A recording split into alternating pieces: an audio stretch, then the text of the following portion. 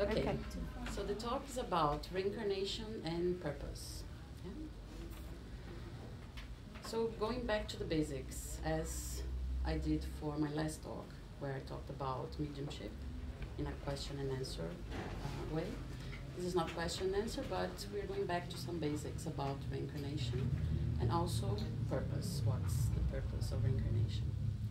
So reincarnation refers to the process in which spirits live out multiple existences in the material realm through a series of successive rebirths into new material bodies.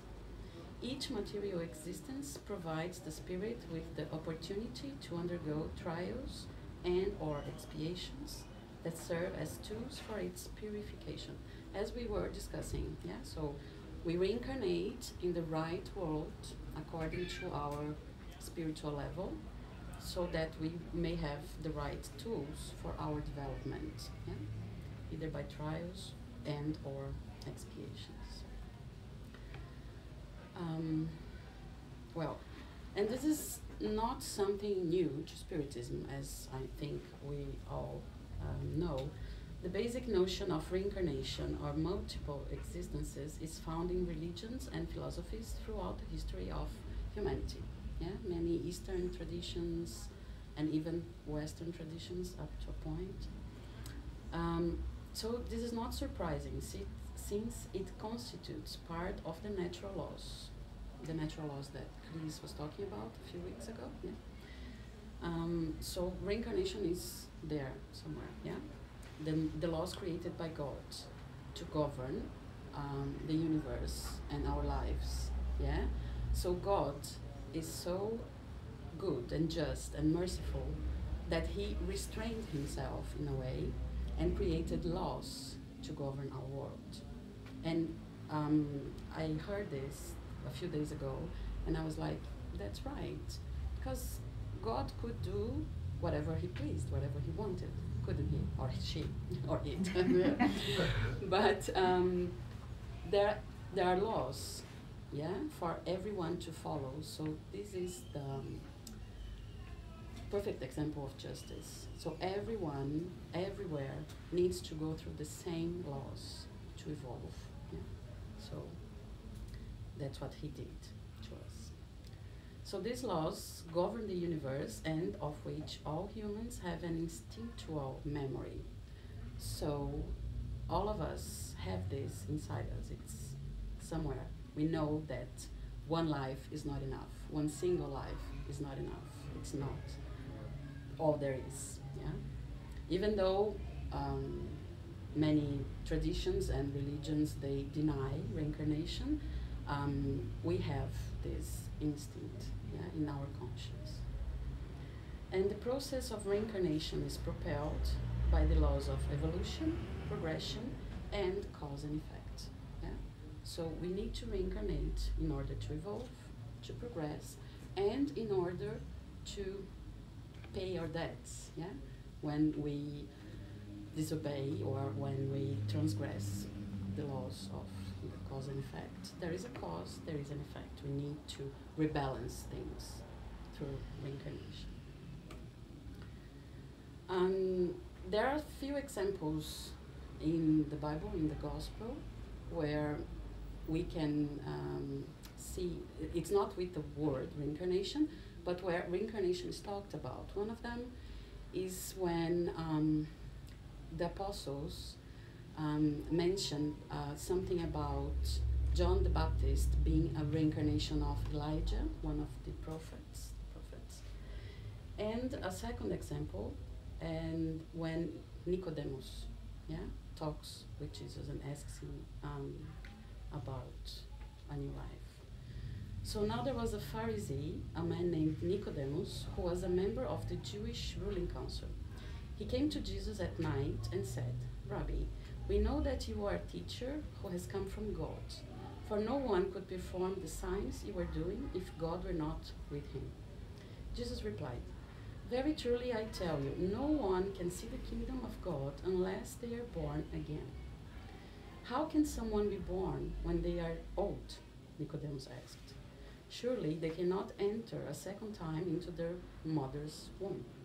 to be born.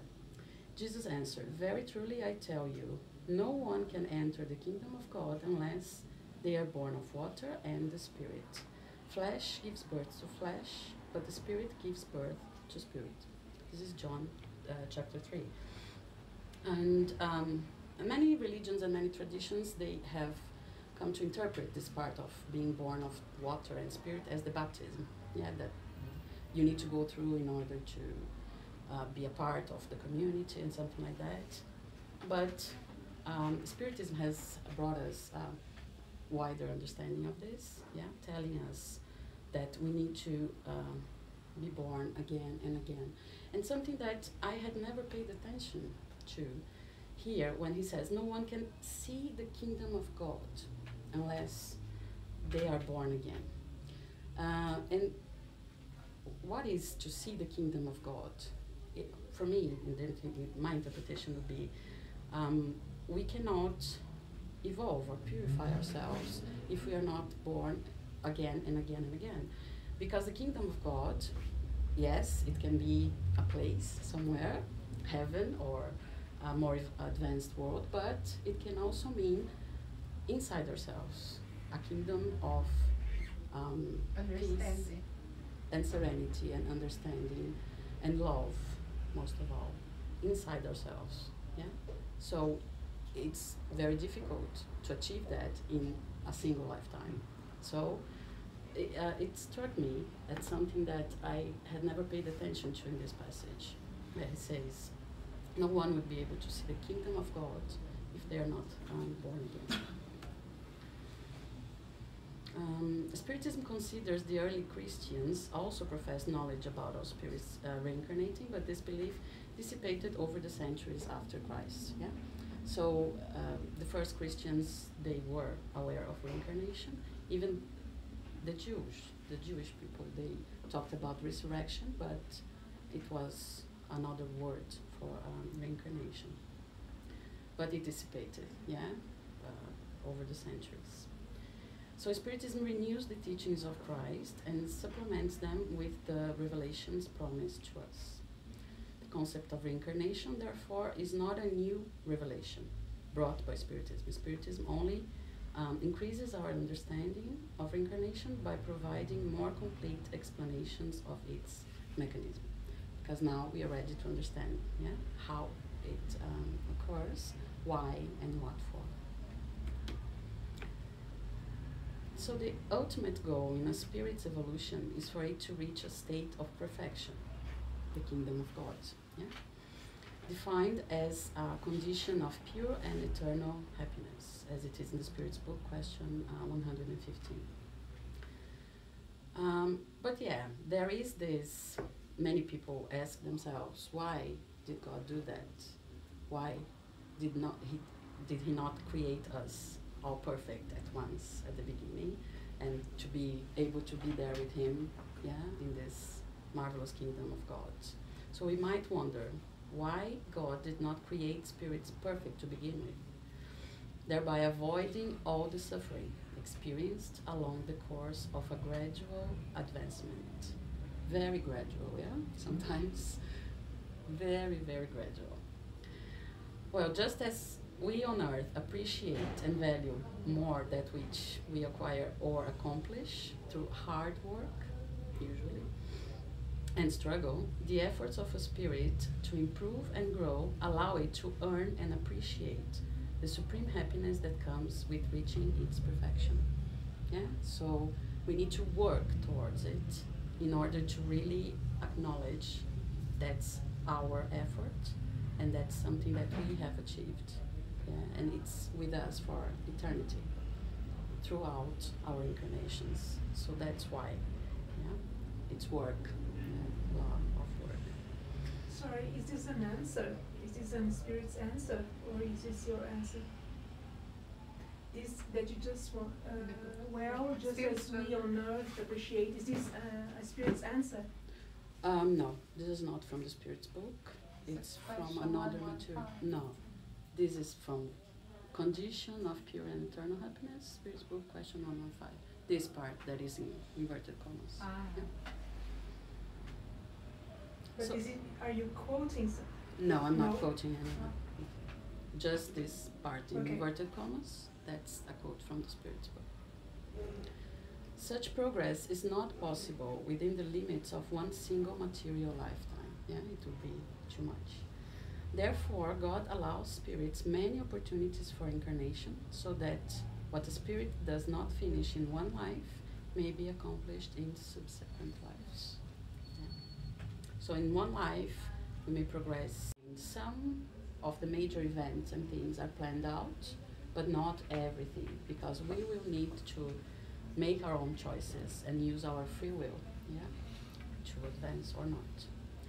Instead, certain parameters of the spirit's coming incarnation are planned based on the moral and intellectual progress made throughout previous experiences, as well as the spirit's needs in terms of the repair for the past wrongdoings or opportunities to test prior learning.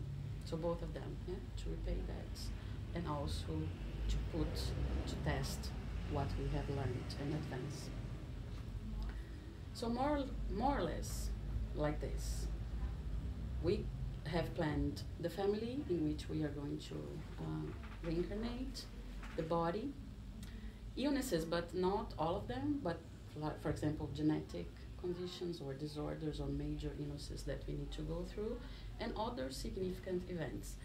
But it's more or less like this. You have like dotted lines, they form a shape, that's your incarnation, but it's up to you how you're gonna join the dots and how you're gonna color in the shapes, yeah? This is up to you. The outside or the outline is there, but it depends on you how you're going to color it and make it a shape. So spirits are always assisted in this planning by mentors of a higher level who are entrusted by superior authorities to act in such a role. The level of the soon-to-incarnate spirit's involvement in this planning depends on various factors, like I said, the spirit's level of evolution and also merits.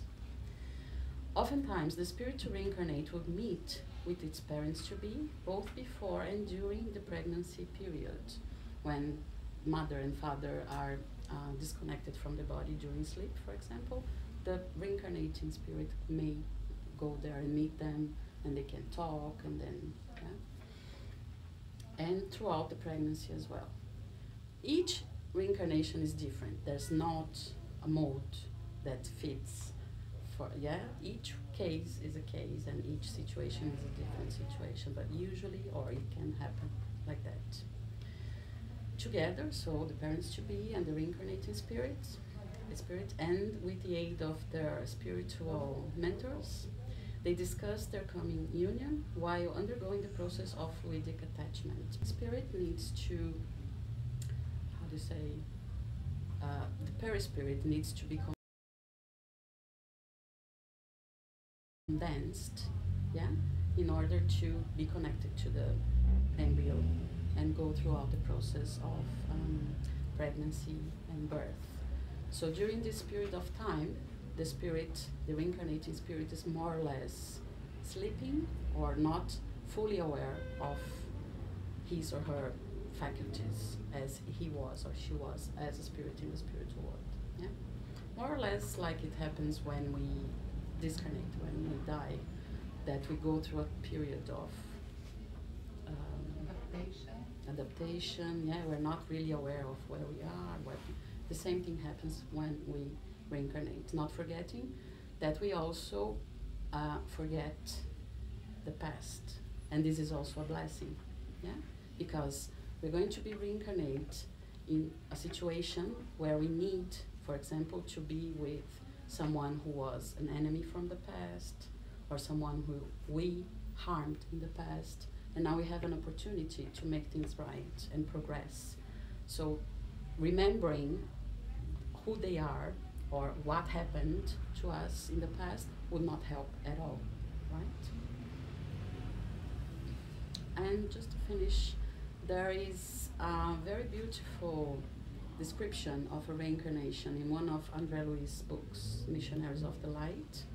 And this is the reincarnation of Segismundo, who is a spirit, and the parents to be are Adelino and Raquel. They were in a love triangle in the past, and there was murder and all sorts of things. And now Segismundo needs to reincarnate in the family of Adelino and Raquel, who were with him in the past in this love triangle. So the captions are in Portuguese, but the situation here is they go to sleep, Adelino and Raquel, and the spirit's benefactors, they are trying to bring Segismundo close to Adelino, because Adelino is very resistant to the idea of receiving as a son a spirit that that killed him, or I can't remember exactly. So instinctively he rejects it. He has nightmares. He wakes up reporting, I had a nightmare last night with a monster that was following me everywhere, and it's not. It's the spirit, Segismundo's spirit, not one of this. It's not that. And then here the spirits are trying to go and convince him to accept Segismundo as a son. And here is Segismundo asking for his forgiveness and his acceptance. Can you please accept me into your family as a son, so that we may make amends, and you can be my father, and we can progress together. And he forgives and he accepts. And the next step is the condensation of the perispirit for, I don't know if it's a better word for that, but magnetically they're helping him to restrain his perispirit in a sense. Shrink, and restrain for it to be attached to the embryo. And then the conception happens very beautifully in this passage, where Raquel receives the embryo from her grandmother. She gives her, oh, this is your son, this is Segismundo. And then the conception happens, and then pregnancy, and throughout the pregnancy, all the spirit's benefactors are there helping all the time up until a point, and then they go on and live a happy life. And also something that the spirits remind us, that the population of discarnate spirits is much greater than that of incarnate spirits, whereby those who are resentful of their mistakes and eager to make amends must wait in a long line behind others, also awaiting their turn. So let's make the most of the opportunity we are given, because there is a long queue. Okay? Thank you. Thank you.